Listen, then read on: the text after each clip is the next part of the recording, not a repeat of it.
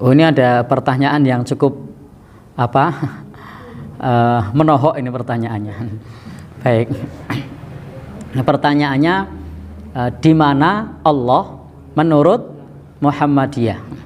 Kalau pertanyaannya menurut Muhammadiyah, sebenarnya saya tidak perlu jawab. Kenapa tidak perlu jawab? Jenengan googling sudah banyak itu. Jenengan googling saja di mana Allah, kemudian spasi Muhammadiyah, itu sudah ketemu.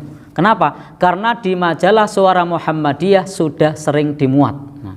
Sudah sering dimuat tentang bab ini. Dan juga di Fatwa Tarjih juga sudah ada. Kalau pertanyaannya tentang di mana Allah. Isinya apa? Wah, ini tanya isinya ternyata. Saya sudah sampaikan suruh nyari di situ, ternyata tanya isinya apa. Nah, baik, isinya di situ. Ini ternyata penanyanya nguyak terus ini. Baik, isinya apa di fatwa tersebut atau di Suara Muhammadiyah ketika membahas di mana Allah? Jawabannya adalah bahwa ayat-ayat yang ada di dalam Al-Qur'an itu menjelaskan tentang Allah Subhanahu wa taala Ar-Rahmanu 'alal arsy istawa. Bahwa Allah Subhanahu wa taala beristiwa pada arsy-Nya. Nah, jadi Allah itu beristiwa pada arsy-Nya. Di atas arsy. Dan itu ada di 7 atau tempat di dalam Al-Qur'an. Jadi ada 7 atau 8 tempat di dalam Al-Qur'an tentang bab tersebut. Sehingga ayat-ayat yang menjelaskan tentang Allah Subhanahu wa taala di atas arsy itu banyak. Contohnya adalah inna rabbakumullahu alladzi khalaqas samawati wal arda fi sittati ayyamin tsumma stawa 'alal arsy. Ini contoh yang menjelaskan kepada kita bahwasanya ayat tersebut menyebutkan sesungguhnya Rabbmu adalah Allah yang telah menciptakan langit dan bumi dalam 6 masa, kemudian beristiwa pada arsy-Nya. Nah, dan ayat-ayat yang menjelaskan itu tidak hanya 1 atau 2 ayat, tapi ayatnya banyak. Contohnya di surat Al-A'raf ayat 54, di surat Yunus ayat 3, di surat Ar-Ra'du ayat 2, di surat Thaha ayat 5, di surat Al-Furqan ayat 59, di surah As-Sajdah ayat 4, di surat Al-Hadid ayat 4, dan juga ayat-ayat yang lain yang menyebutkan di langit juga ada. Bahkan di surat Al-Baqarah juga disebutkan. Ketika Allah Subhanahu wa taala menjelaskan di dalam surah Al-Baqarah itu huwallazi khalaqalakum ma fil ardi jami'a tsumma stawa ilas sama fasawwahunna sab'a samawat. Nah, tsumma stawa ilas sama. Nah, kemudian beristiwa ke langit. Nah, disebutkan beristiwa ke langit atau di atas langit. Nah, kemudian juga dalil-dalil yang lain banyak. Lalu bagaimana dengan ayat yang menjelaskan aqrabu ilaihi min hablil warid? Allah itu dekat, lebih dekat dari urat nadi. Itu ketika kita berdoa, Allah mengabulkan doa kita. Pengawasannya, ilmunya, itu Allah maha dekat kepada kita. Bagaimana dengan ayat wa huwa ma'akum aina ma kuntum? Allah bersama kalian di mana saja kalian berada. Itu ilmunya, di mana saja ketika kita berada. Pengawasannya, kita tidak lepas dari pengawasan Allah Subhanahu wa taala. Tetapi tentang zat Allah itu jelas bahwasanya ayat-ayat menjelaskan Ar-Rahmanu 'alal arsy istawa.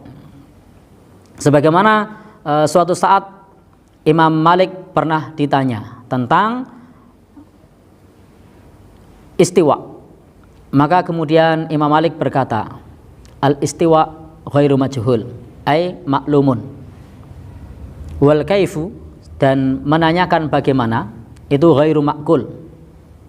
Jadi tidak perlu menanyakan bagaimana. Jadi kita cukup mengimani bahwasanya Allah Subhanahu wa taala itu beristiwa di atas arsy. Tidak perlu bertanya bagaimana, kata Imam Malik. Kemudian juga disebutkan oleh Imam Malik, dan dalam hal ini wal imanu bihi wajibun, dan mengimani hukumnya wajib. Jadi wajib kita mengimani Allah beristiwa di atas arsy. Wasu'alu anhu bid'atun, dan menanyakan tentangnya adalah bid'ah. Itu kata Imam Malik. Jadi isinya di Suara Muhammadiyah kurang lebih seperti itu, di majalah Suara Muhammadiyah. Nanti silahkan teman-teman cari sendiri bagaimana menurut Muhammadiyah Allah di mana. Maka jawabannya sudah jelas, ada di fatwa Majelis Tarjih atau di majalah Suara Muhammadiyah. Edisi online-nya sudah ada. Sehingga kalau tadi pertanyaan seperti itu silahkan googling. Tapi penanya nguyak, isinya apa? Ya sudah, isinya kurang lebih ini penanyanya ngejar terus ini. Isinya apa? Ya kurang lebih seperti yang tadi saya sampaikan. Bahwa setiap ketika Allah Subhanahu wa taala menjelaskan tentang Allah Subhanahu wa taala, maka hal tersebut kita menetapkan sesuai dengan yang Allah tetapkan, sesuai dengan maknanya yang hakiki, tanpa ditiadakan, tanpa ditolak, tanpa ditakwil. Tetapi sebagaimana pernyataan Imam Malik, wal imanu bihi wajib, mengimaninya adalah wajib.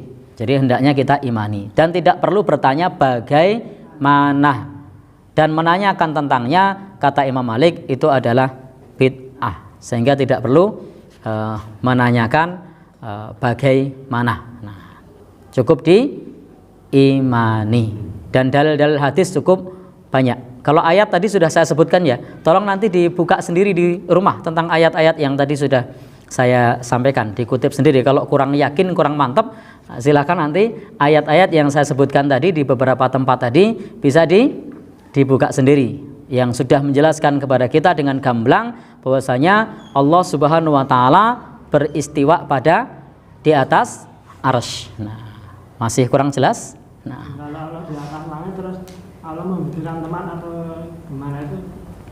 baik, ini kok penanyanya ngejar lagi ya. Baik, terakhir ya, untuk penanya terakhir.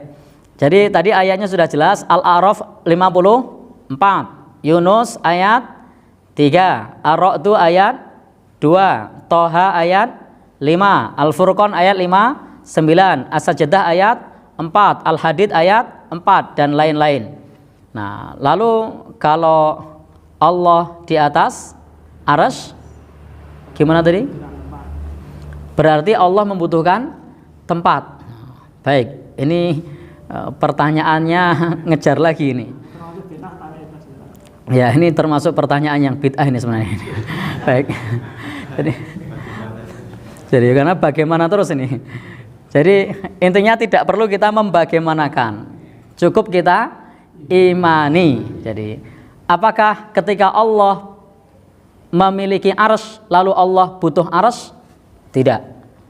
Allah Subhanahu wa taala punya manusia dan jin. Kita milik Allah bukan? Iya. Apakah Allah butuh kita?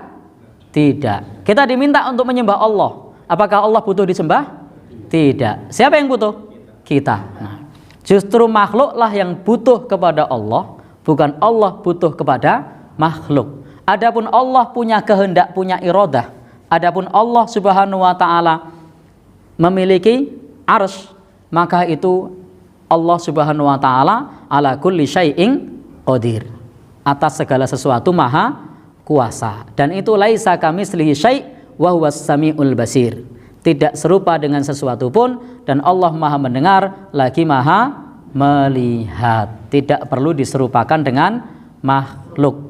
Kita imani sebagaimana yang sudah dijelaskan di dalam ayat-ayat Al-Quran. Kita menetapkan sesuai dengan maknanya yang hakiki, tidak perlu ditakwil, tidak perlu ditahrif, tidak perlu ditaktil, tidak perlu ditakyif. Wallahu a'lam bishawab.